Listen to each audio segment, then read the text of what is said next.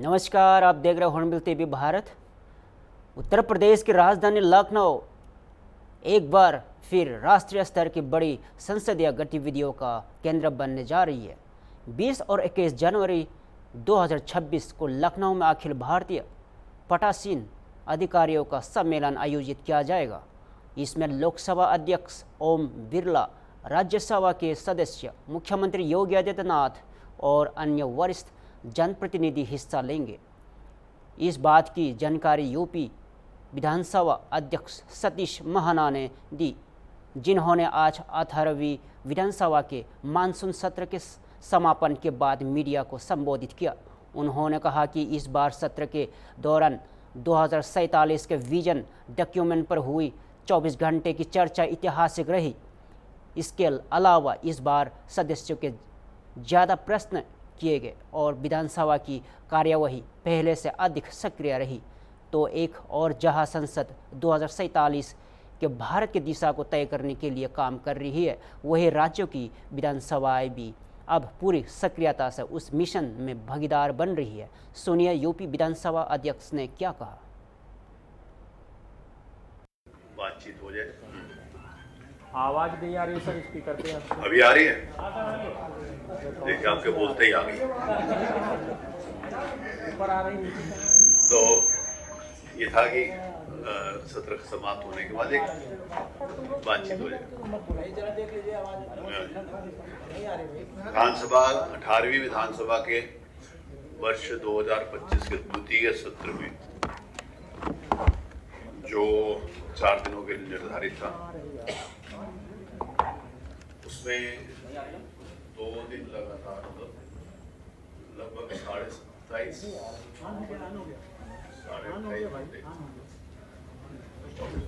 सुझाव, चाहे वो आलोचनात्मक दृष्टि से हो, चाहे सुझाव की दृष्टि से, तो अपनी बात कहते हैं। और ये लोकतंत्र की खूबसूरती है कि दोनों लोग अपनी अपनी बात कहते हैं। तो इस नाते से अब की बार वाला सत्र जरा एक ऐतिहासिक इसलिए भी था क्योंकि इससे पहले भी 36 घंटे सत्र चला था, जिस समय एसडीजी गोल्ड्स के ऊपर बातचीत हुई थी। लेकिन उस समय ऐसी परिस्थितियां थी कि विपक्ष ने पार्टिसिपेट नहीं किया। अब की बार विपक्ष ने भी पार्टिसिपेट किया, तो हेल्थी डिबेट हुई, जिसको मुख्यमंत्री जी ने भी उसकी सराहना की। और जितने लोगों ने लगभग 189 लोगों ने पार्टिसिपेट किया।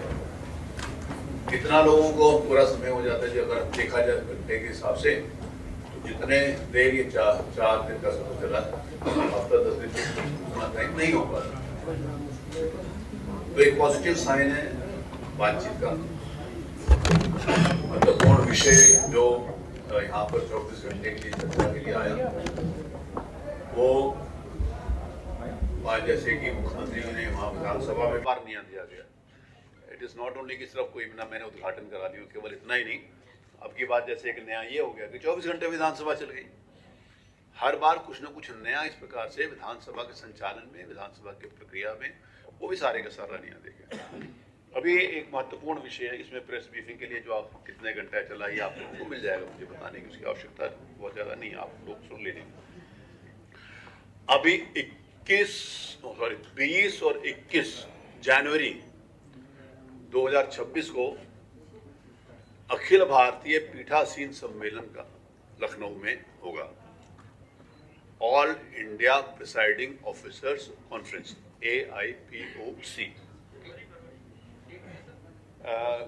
20 और 21 जनवरी 26 वो, क्योंकि उसके लिए मुख्यमंत्री जी से मेरी वार्ता हुई थी और मुख्यमंत्री की सहमति से मेरे द्वारा माननीय होगा, चाहे वो सरकार के द्वारा किए गए विभिन्न कामों के नाते से, उत्तर प्रदेश के विभिन्न जो सरकारी योजनाएं हैं उनका भी उनको भी वहाँ पर दिखाया जाता है, उनको शेयर किया जाता है।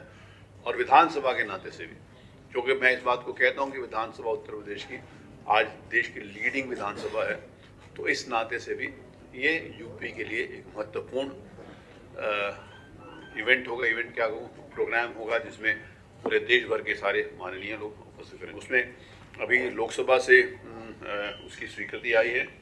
मुख्यमंत्री जी ने उसकी सहमति दी है और उसके ऊपर विस्तार से समझ सकते, क्योंकि अभी जनवरी में है तो अभी हमारे पास 4 महीने हैं, लगभग 4-5 महीने, तो धीरे धीरे उसके ऊपर हम काम करेंगे। लेकिन अभी लोकसभा से एक टीम आएगी, उससे हम रिक्वेस्ट करेंगे, पार्लियामेंट चल रही है, ये लगभग 100 ईयर्स कितना 86वां है ना, 86 लगभग 100 ईयर्स हो गए इसको चालू किए हुए, लेकिन ये 86 था। बीच में कुछ वर्षों में नहीं हुआ होगा, कोविड में नहीं हुआ, किन्हीं परिस्थितियों के अंतर्गत नहीं होगा, लेकिन 100 साल से ज़्यादा all India presiding officer conference को होते हो गए।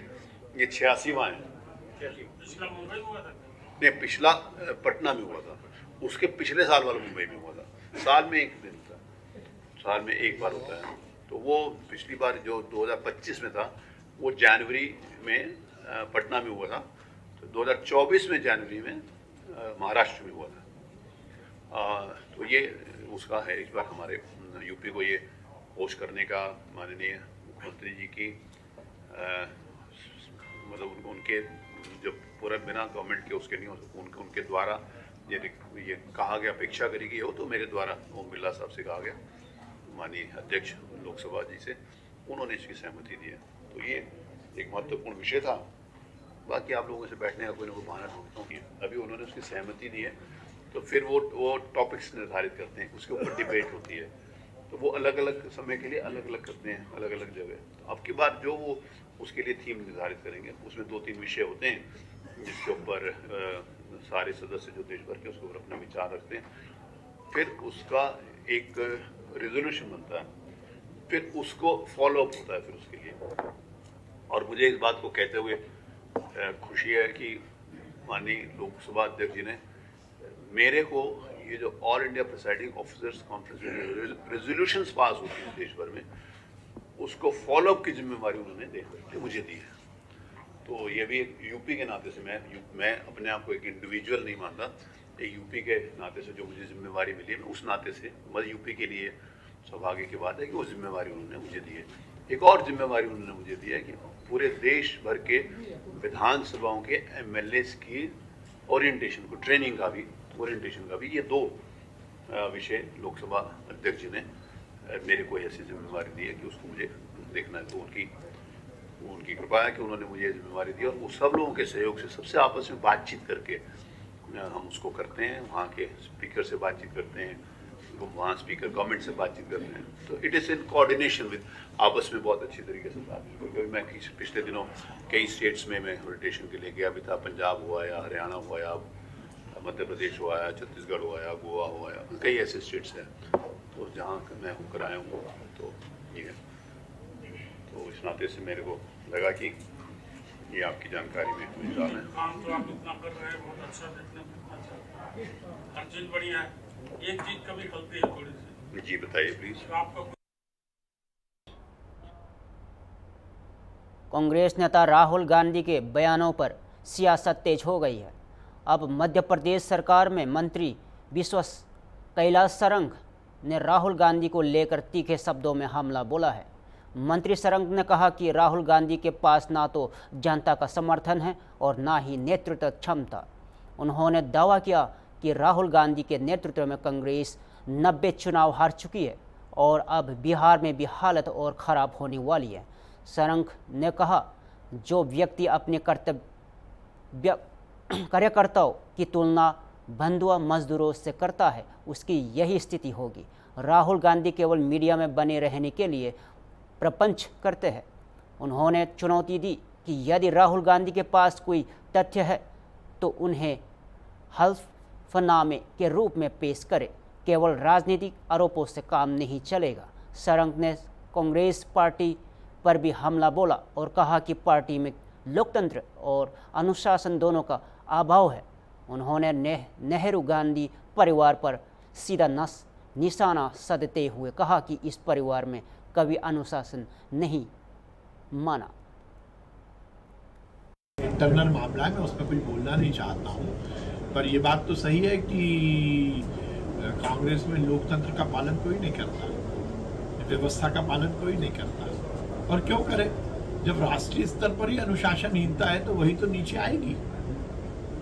स्तर ऊपर से जैसा होता है वैसे ही नीचे जाता है। राहुल जी खुद, नेहरू परिवार खुद कभी उन्होंने अनुशासन का पालन किया क्या? और राहुल गांधी तो भोपाल में आके कार्यकर्ताओं को घोड़ा कह गए थे कि 3 तरह के घोड़े होते हैं, जो अपने कार्यकर्ता को बंधुआ मजदूर समझता हो, जो अपने कार्यकर्ताओं को जानवर से तुलना करता हो, उस पार्टी की तो ऐसे ही स्थिति होगी। राहुल गांधी जी के पास जनता का तो समर्थन है नहीं, चुनाव बुरी तरह हार रहे हैं। जिस व्यक्ति के नेतृत्व में 90 चुनाव कांग्रेस हारी हो, वो तो इसी तरह के प्रपंच करेगा ना, क्योंकि उनको मालूम है बिहार में भी उनकी बद से बदतर स्थिति होनी है। फेस सेविंग के लिए इस तरह की राजनीति के कारण ही जनता उन्हें नकार रही है। चुनाव आयोग ने कहा ना कि आपको यदि दिक्कत है तो हलफनामा दीजिए, एफिडेविट दीजिए। एक प्रक्रिया, एक संविधान है, संविधान की प्रक्रिया के तहत आप किसी शिकायत को दर्ज कर सकते हो। आप भग क्यों रहे? आपके पास तथ्य है, आपके पास यदि कोई आंकड़े हैं तो तथ्यात्मक रूप से उसको हलफनामे के माध्यम से दीजिए। चुनाव आयोग तो बैठा है, चुनाव आयोग तो बोल रहा है ना कि हम जांच भी करेंगे, परंतु बिना किसी बात के केवल जनता को गुमराह करना ही अर्बन नक्सलाइट का भाव होता है। व्यवस्था के खिलाफ बिना किसी बात के संघर्ष करना, ये केवल और केवल नकारात्मकता है। राहुल जी को चाहिए कि वो तथ्यों पर बात करें, ना कि केवल मीडिया में आने के लिए इस तरह के प्रपंच करें। मध्य प्रदेश कांग्रेस में जिला अध्यक्षों की नियुक्तियों को लेकर बड़ा खुलासा हुआ है। जयवर्धन सिंह, औकर सिंह, मरकाम और प्रियव्रत सिंह जैसे दिग्गज नेताओं को जिला अध्यक्ष बनाए जाने की सूचना खुद राहुल गांधी ने सीधे फ़ोन पर दी।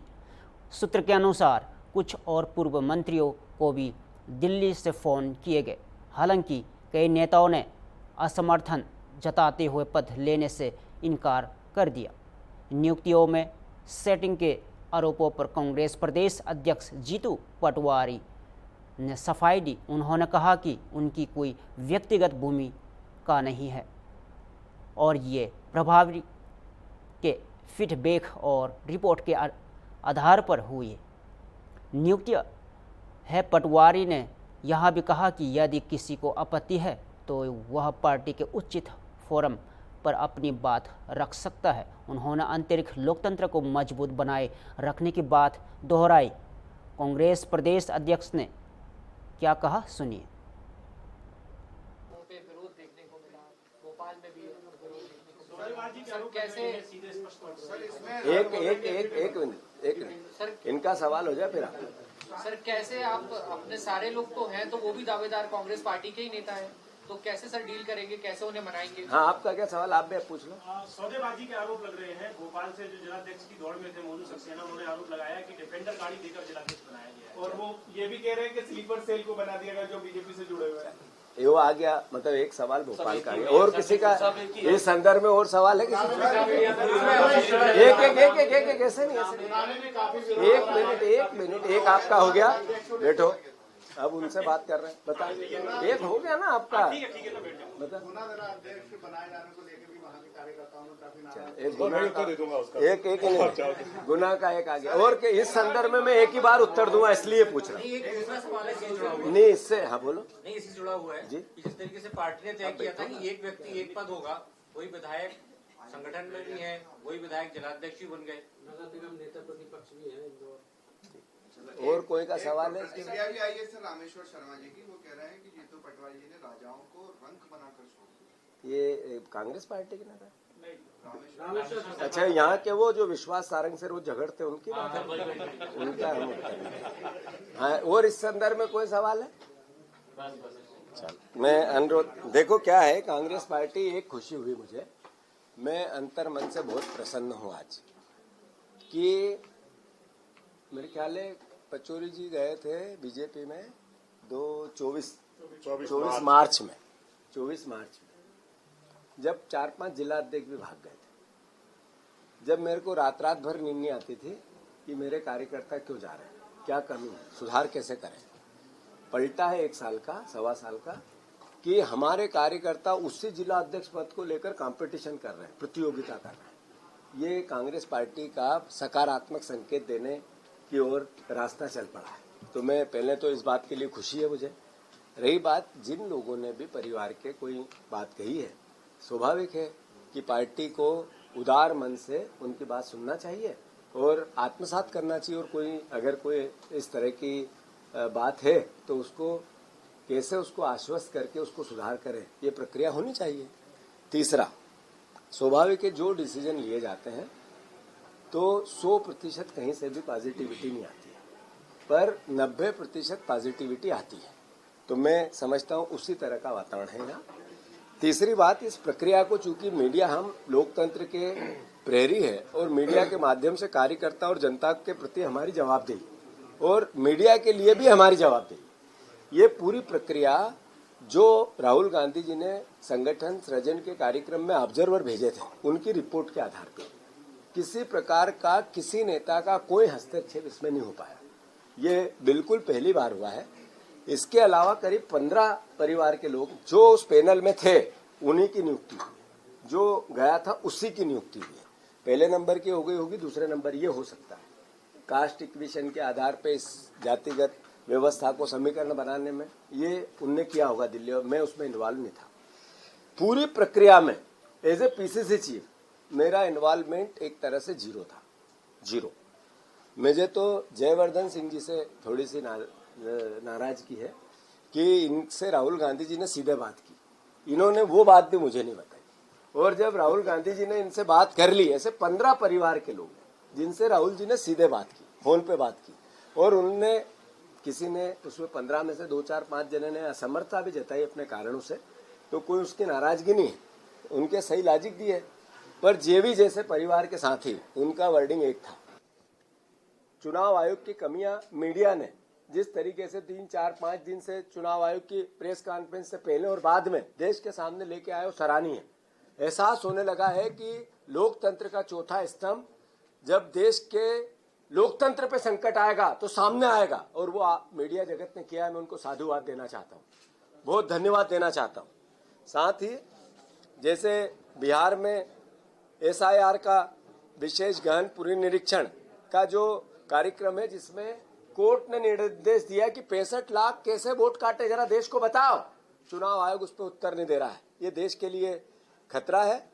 जैसा 1 करोड़ से ज्यादा वोट महाराष्ट्र में बने, सरकार बनी, कांग्रेस के वोट अपनी जगह जहां थे वहीं थे, ऐसा ही मध्य प्रदेश में भी जहां वोट थे वहीं थे, बीजेपी के वोट पड़े।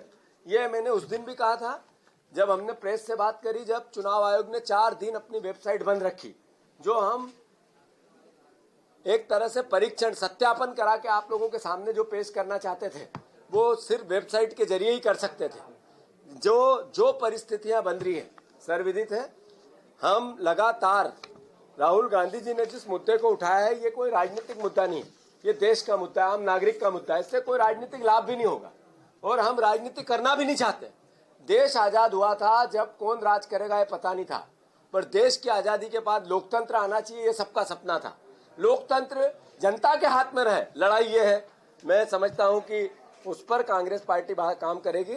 मैं सिर्फ इतना ही अनुरोध करना चाहता हूं, हमारे सारे जिला अध्यक्षों की नियुक्ति हुई है, इनको 24 तारीख के दिन सबको दिल्ली में राहुल जी, खड़गे जी, पूरी कांग्रेस पार्टी इन बात करेगी, आपस में चर्चा करेगी और आगे की जो panchayat Congress committee, ward Congress committee का जो गठन होना है, उस पूरी प्रक्रिया का उसी दिन हम अपना पूरा कार्यक्रम घोषित करेंगे।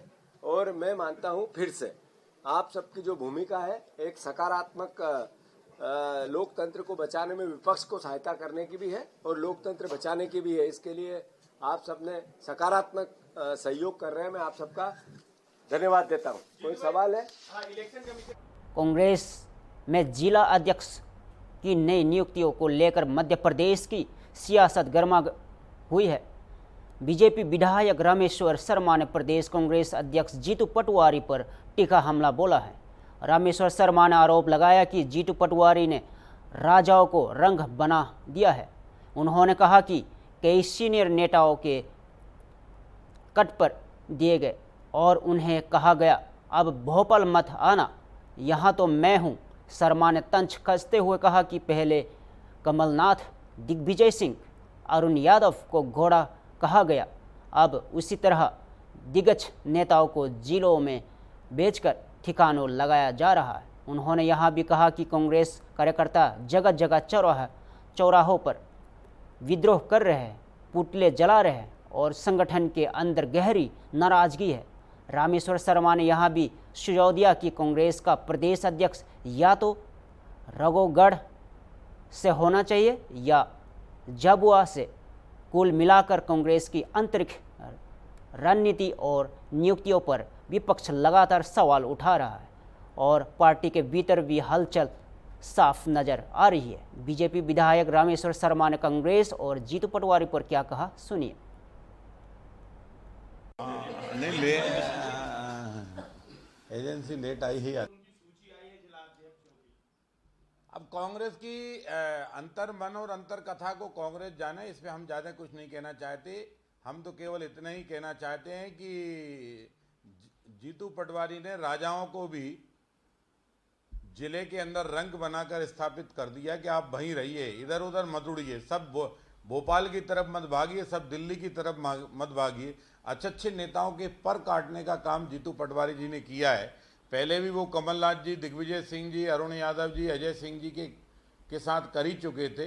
अब तो जो उनके समतुल्य नेता थे, जो उनकी बराबरी पर खड़े होकर बात करते थे और जिनका नाम उसके लिया जाता था कि ये भी प्रदेश अध्यक्ष के दावेदार हैं, उनको जिला अध्यक्ष बनाकर सबको अपने उसमें ला दिया कि भैया ज़्यादा उड़ने की कोशिश मत करो, अब तो जीतू पटवारी जो कहेगा वही करो। उत्तर प्रदेश के शिक्षित युवाओं को रोजगार से जोड़ने की दिशा में एक बड़ी पहल की गई है। मुख्यमंत्री योगी आदित्यनाथ की मंशा के अनुरूप अब प्रदेश में रोजगार महाकुंभ का आयोजन होने जा रहा है। आज राजधानी लखनऊ में श्रम और सेवा योजन मंत्री अनिल राजभर ने विधान भवन में गेट नंबर 3 से रोजगार रथ यात्रा को हरी झंडी दिखाकर रवाना किया। यह रथ यात्रा पूरे प्रदेश के सभी जनपदों में घूमेगी और युवाओं को रोजगार के प्रति जागरूक करेगी। इस अभियान के तहत आगामी 26, 27 और 28 अगस्त को लखनऊ के इंदिरा गांधी प्रतिष्ठान में बड़े रोजगार मेले का आयोजन किया जाएगा। सरकार का यह लक्ष्य है कि इस रोजगार महाकुंभ के जरिए कम से कम 10,000 युवाओं को नौकरी दिलाई जाए। तो उत्तर प्रदेश में रोजगार की दिशा में ये बड़ा कदम साबित हो सकता है। अब देखना होगा कि यह रोजगार रथ प्रदेश के युवाओं के सपनों को किस हद तक पंख दे पाता है। इस मौके पर श्रम मंत्री ने क्या कहा, आइए सुनते हैं। पहले तो बीसीएस और इकोनॉमिक टाइम्स के अपने सभी साथियों का मैं स्वागत करता हूं। आज जो उत्तर प्रदेश की सरकार का संकल्प है हर हाथ को काम, उस संकल्प को पूरा करने में आज इकोनॉमिक टाइम्स और बीसीएस अपना कार्यक्रम लेके आए हैं। अभी रोजगार रथ को यहाँ से झंडी दिखाई गई है। उत्तर प्रदेश के हर जनपद में ये रोजगार रथ जाएगा। लखनऊ से जो रथ निकल रहा है ये 15 जनपदों। फिलहाल के लिए इतना ही। देश और प्रदेश से जुड़े हर खबरों के लिए जुड़े रहे हैं हॉर्नबिल टीवी भारत के साथ।